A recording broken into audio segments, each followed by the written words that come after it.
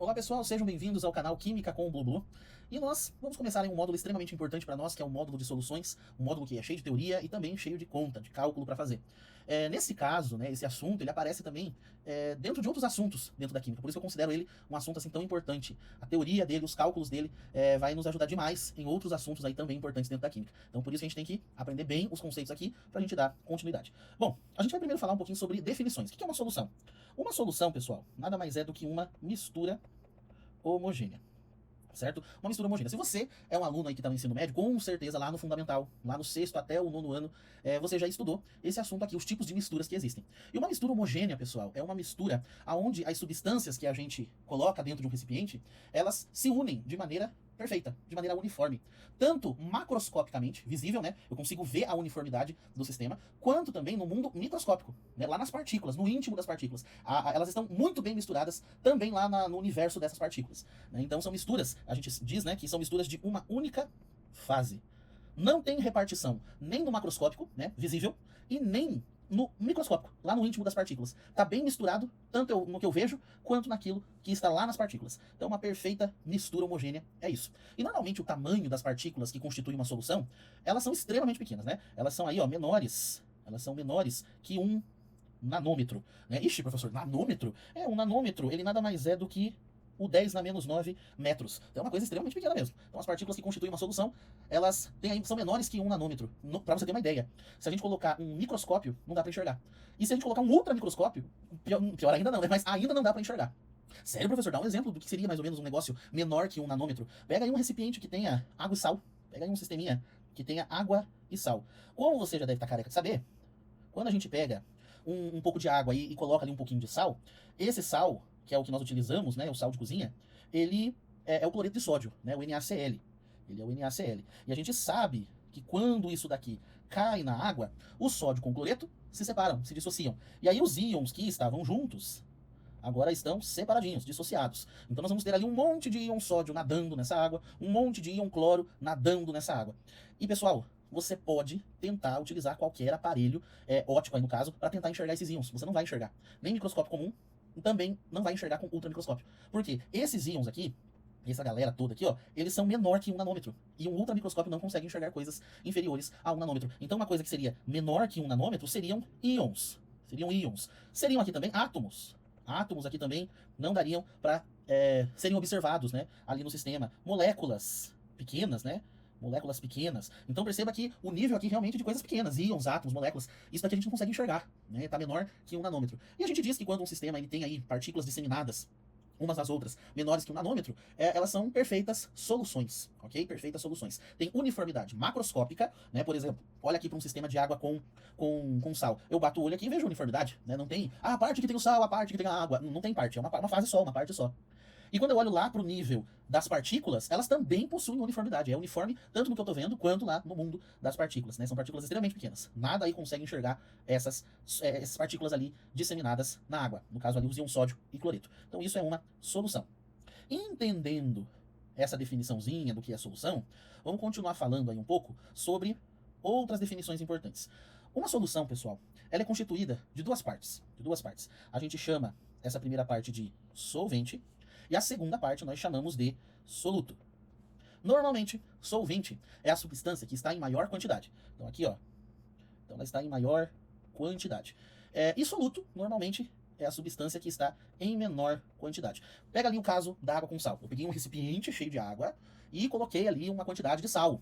Então, nesse caso que eu mostrei agora há pouco para vocês ali, quem seria o meu solvente? Quem que estava em grande quantidade? Era a água. E quem era a substância que estava em menor quantidade? Bom, nesse caso era o sal. Então o sal era o meu soluto.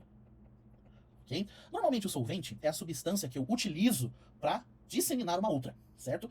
E soluto é a substância que será disseminada. Então solvente é a que eu uso para mergulhar uma outra, né? E o soluto é a que vai mergulhar.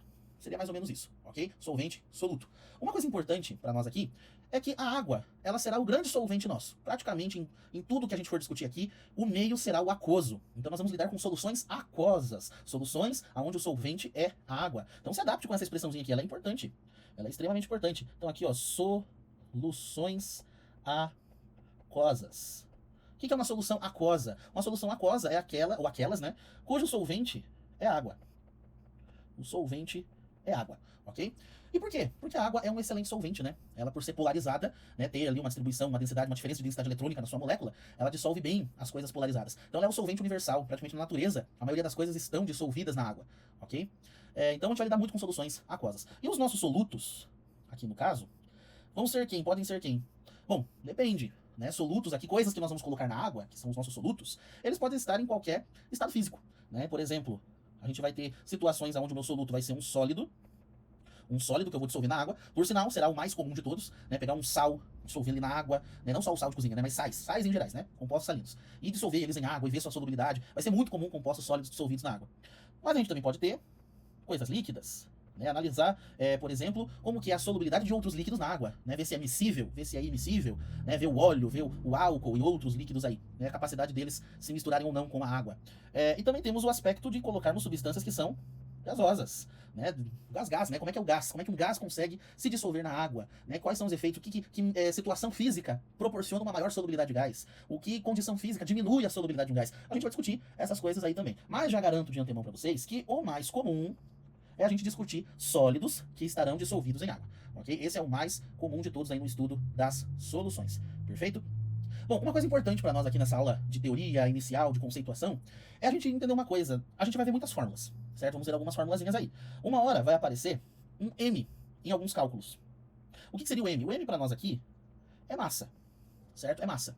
Só que, como que eu vou diferenciar quando for massa da solução, quando for massa do solvente apenas, ou massa do soluto apenas? Como é que a gente diferencia? A gente diferencia por índices. Por exemplo, se eu quiser falar da massa só do soluto, eu vou escrever M1. Então, o número 1, o 1 aqui, sempre vai ser para soluto. Independente do que seja, volume, massa, quantidade de mols, se tem o índice 1 é soluto. Então, vamos até colocar aqui, ó. Apareceu 1 em alguma coisa, em alguma fórmula, em algum cálculo, é porque eu estou me referindo ao soluto daquela solução. Então, por isso que vai aparecer assim, ó.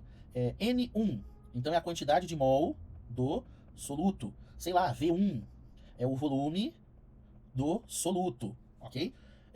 No caso, N é a quantidade de mol. Certo? N é a quantidade de mol, vai aparecendo nas nossas fórmulas.